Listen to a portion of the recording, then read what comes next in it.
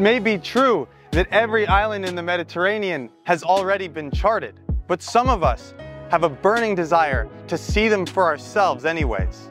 With the Magellano collection, Azimut created the crossover concept to free the navigator from the wiles of weather and at the same time provide modern standards for beauty and comfort envisioned by world-renowned designers.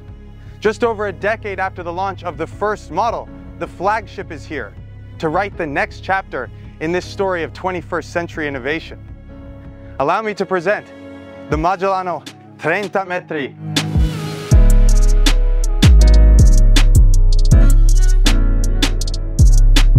The wide walkways flanking the yacht are absolutely safe, protected from the waves by these 80-centimeter bulwarks. Despite her ample dimensions of 30 meters length overall and 7 meters beam, the Magellano 30M offers more than her fair share of living areas on board. With 5 guest staterooms, each one has its own ensuite bathroom, plus a dayhead and the master suite on the main deck. And that's in addition to comfortable private accommodations for up to 5 crew. But nowhere on board does the sense of space shine so bright as here on the main deck.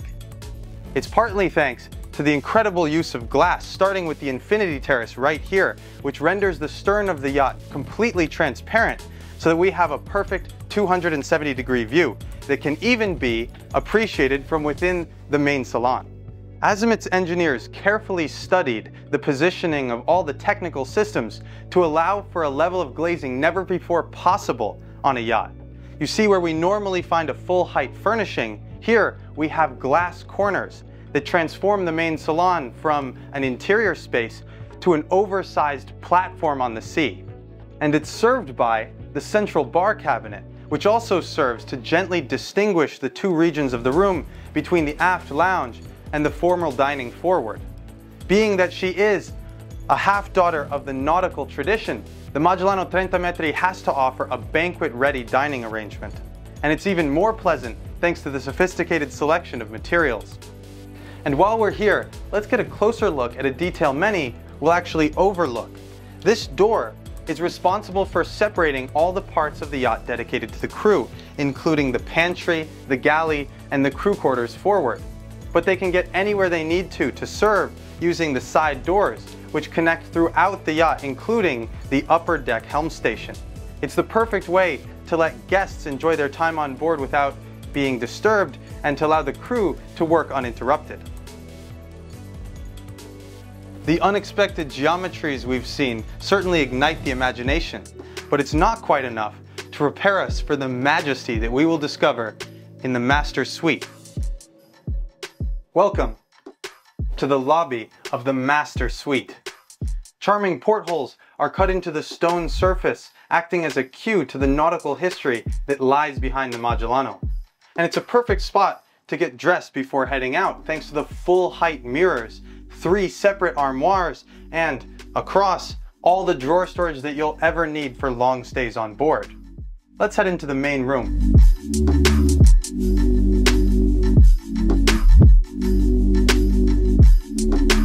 Immediately upon entering, it's clear that natural light is the protagonist of this space, spreading across and illuminating this full beam, wide body sanctum of relaxation. To starboard, we have a vanity with unparalleled views, and to port, the perfect spot to just sit down and drink it all in. But the bathroom is something really special, cut completely out of natural stone and with a double sink that shares a basin.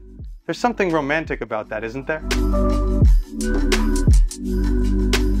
The enclosed portion of the upper deck is shared between the Skylounge and the Wheelhouse, but the 2 can be separated with the push of a button. There are 2 options for the propulsion on board the Magellano 30M. Both of them rely on manned drives in a twin configuration.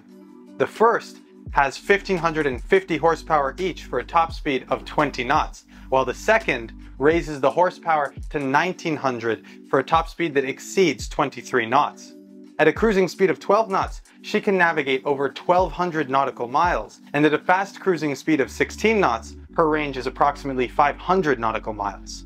The choice of shaft line drives is so important because the larger diameter of the propellers compared with pod propulsion mean that you always have the torque to push hard, not just for driving the yacht quickly, but also for powering through moderate seas, conditions where other yachts may have to abandon their journey. You only have to make a minor adjustment in speed. She's also the latest member of Azimut's growing collection of low-emission yachts, most importantly because of her dual-mode hull, designed as much for versatility and seaworthiness as for efficiency. The key feature of the dual-mode hull is the double chine, which means that whether she's cruising in displacement mode or semi-planing, she always has an efficient naval platform. In fact, at a cruising speed of 12 knots, she consumes just 60 liters per hour, and even at max speed, under 600 liters per hour. But it goes beyond that. There are implications for comfort as well. The same double chine serves to break up the impact of the waves across 2 steps, while the variable dead rise, which ranges from 30 degrees amidships to 45 degrees at the bow, slices through the waves, and the combined effect practically eliminates crashing. The other reason that the Magellano 30M qualifies as a low-emission yacht is because of the possibility to install hotel mode aboard, which means bringing a large lithium-ion battery pack of 100 kilowatts so that you can power all main systems with the generators switched off. No vibration, no sound, no emissions for up to 4 hours during the day or 8 hours at night when the systems draw a lot less energy. You'll probably come to know this space as the cinema area because where better to gather with family as it starts to get chillier in the evening and enjoy a nice film. As we head towards the exterior portion through these wide sliding doors, we emerge onto the yacht's hybrid deck. It's an indoor-outdoor, partly sheltered, partly exposed space which hosts a variety of ways to enjoy. For example, it's so pleasant to be able to have an al fresco eating experience even when there's a little bit of wind or weather, and same goes for relaxing on the lounge. But if you ask me, the crown jewel is the American bar. Now, I might be biased, but you tell me a nicer place to sip a drink. The aft part of this deck can be laid out as the owner prefers, with extra sunbathing or lounging, but keep in mind that you already have the entire bow lounge, which features an island of comfortable cushions to spread out on, and you can even have a hot tub right there. With the transom platform rotated down, the area to lounge is extended right in front of the waves, and you have your garage open, which can hold a 4.5 meter tender plus a jet ski. But at the end of the day, it's not just about the adventures, is it? It's just about staying close to the water. You see, every idea has its ultimate end, its fullest fulfillment, its final fruition. For the connoisseurs of yachting, Magellano ends in 30 metri.